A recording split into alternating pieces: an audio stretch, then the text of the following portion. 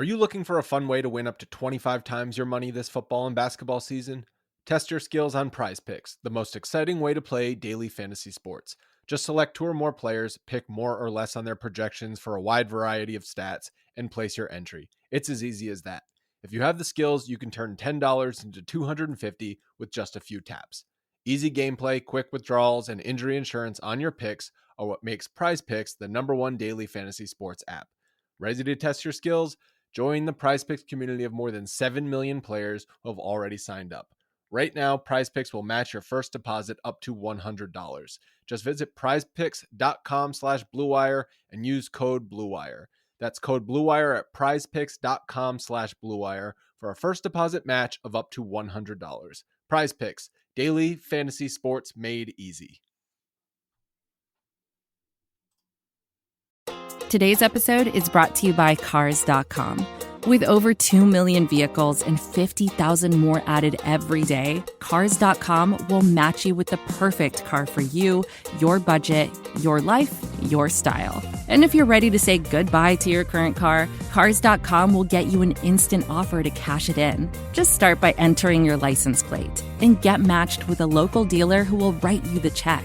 So whether you're looking to buy or sell, just go to Cars.com. It's magical.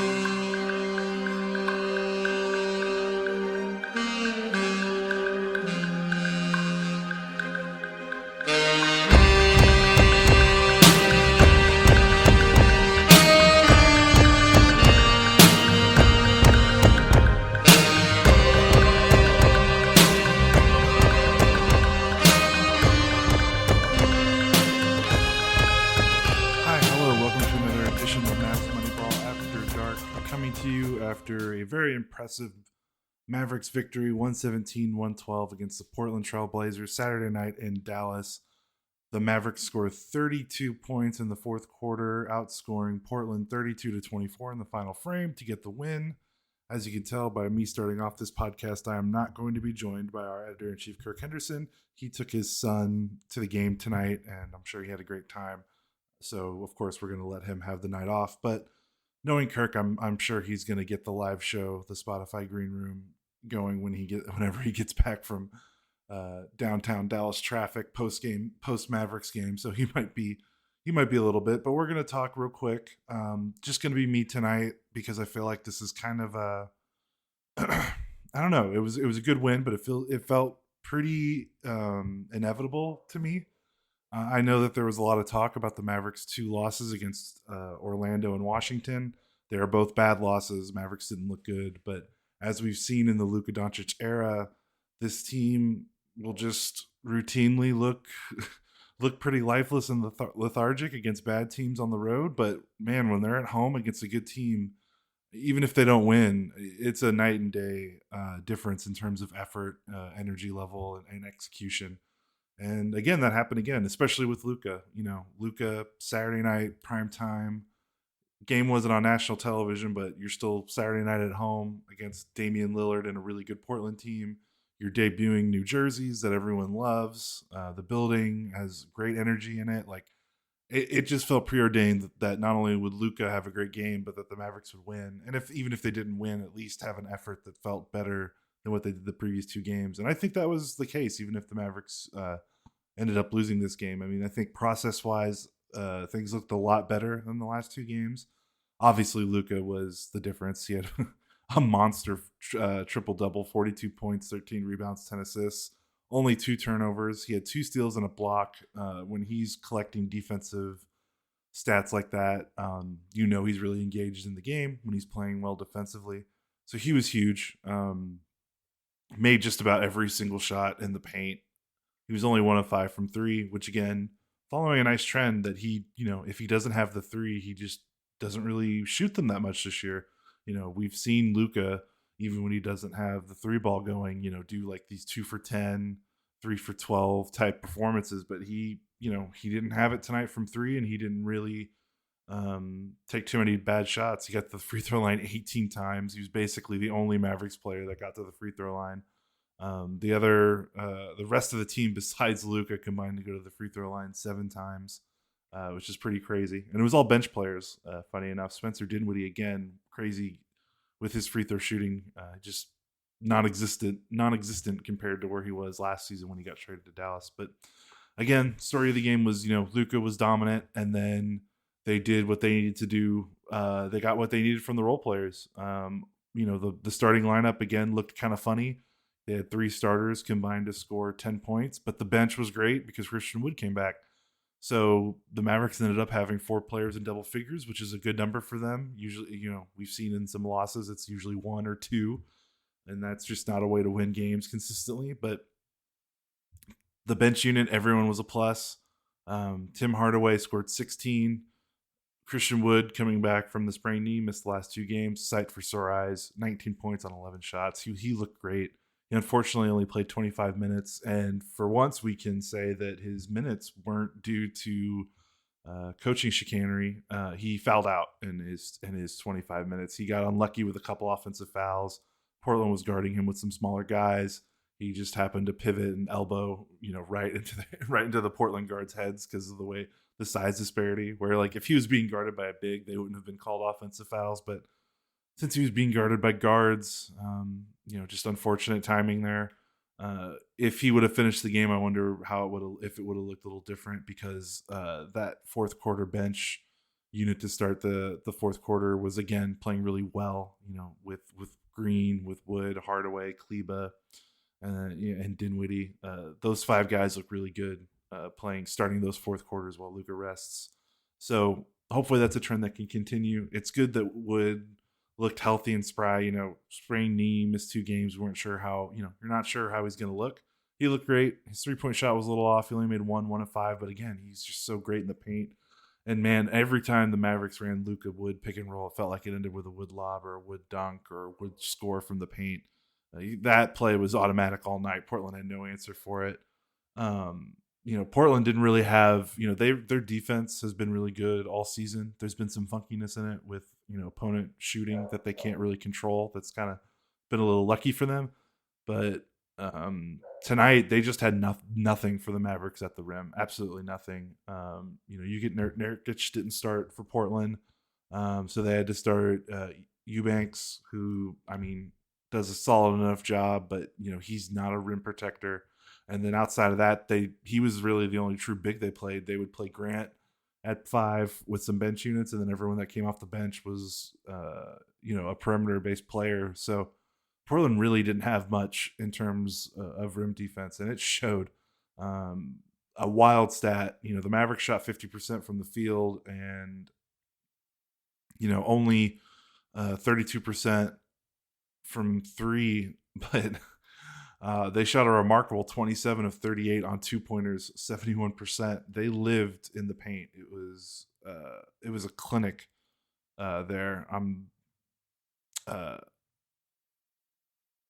The Mavericks just dominated in the paint, 48 points to Portland's 36. That was kind of the difference in the game, aside from the Mavericks kind of violently regressing toward the mean in the fourth quarter. Because honestly, the Mavericks didn't shoot well from 3, 14 to 43 total, but they generated great looks all night.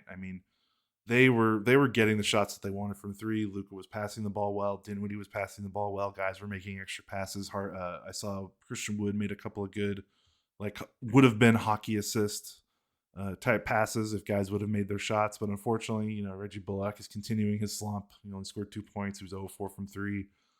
Dorian started the game 1 of 5 until he made a huge dagger clutch 3-pointer in the final moments of the game, final minutes of the game, that kind of salted it away.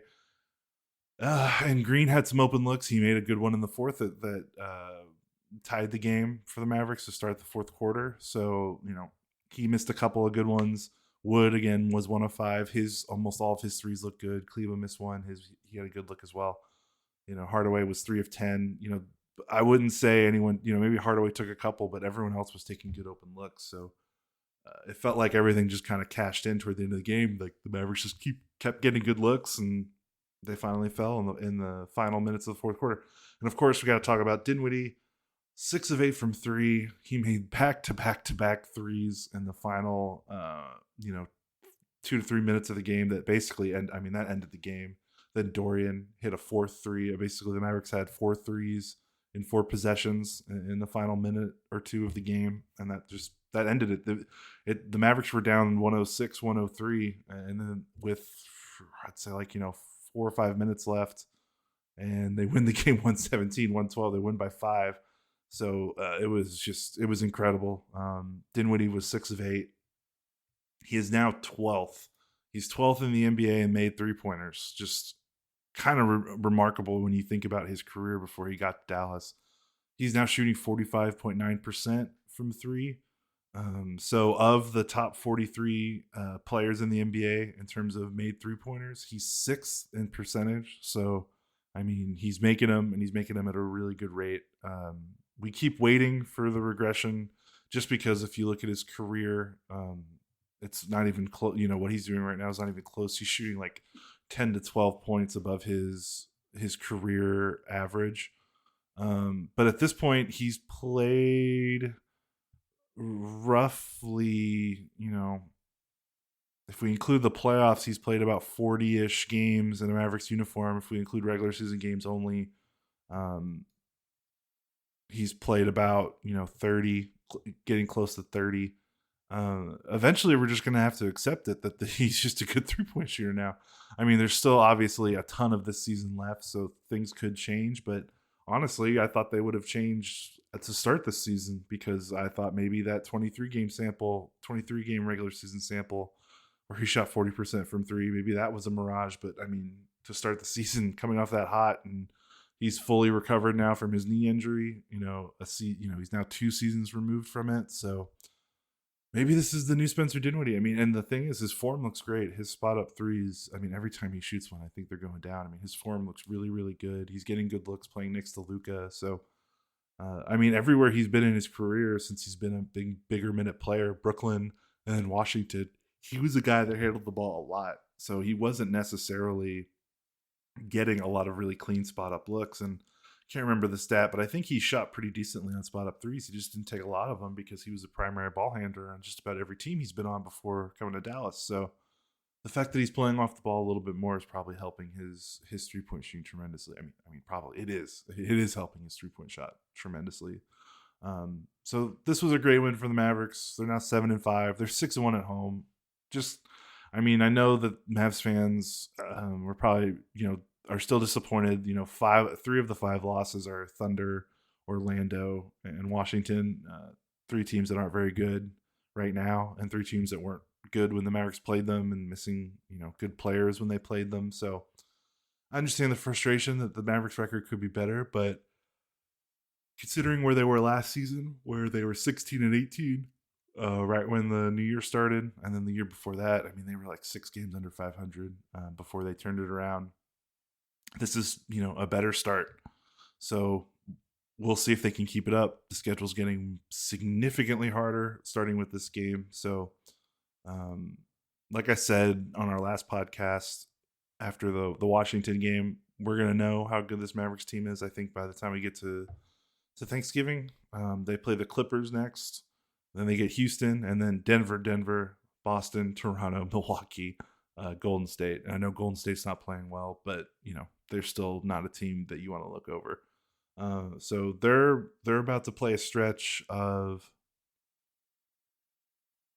6 of their next 7 games are against teams that are supposed to be not only just like playoff teams, but contenders, like Clippers, Denver, Boston, Milwaukee. Those were all preseason, potential favorites to win the conference and then be an NBA champion. So schedule's not getting easier, but the Mavericks get this win, and they just look so much better than they did those last 2 games, just from process-wise, energy-wise, effort-wise. Made a giant difference. So Mavericks will take this. They get a couple days off. They play Tuesday at home against the Clippers. Nice little homestand, actually. They get to play their next This is the start of a 5-game homestand, so they got 4 more games at home in a row, which will be really nice. We could, even with the difficulty of these games, the Mavericks might stretch their record up a little bit, and make Mavs fans might not want to pull their hair out. But hey, 2 games over 500, 12 games in, that sounds pretty good. Let's get out of here. I don't think I have much else to say. It's just me. It's hard to talk by yourself about a game for this long, but again, Mavericks get the win, 117-112. They play again Tuesday against the Clippers in Dallas. I will be back, presumably with Kirk, and we'll be ready to talk to you. So again, thanks for listening. Enjoy the rest of your weekend. This has been another episode of Mavs Moneyball After Dark. Mavericks, again, beat the Portland Trail Blazers in a really fun game, 117-112. We will talk to y'all later.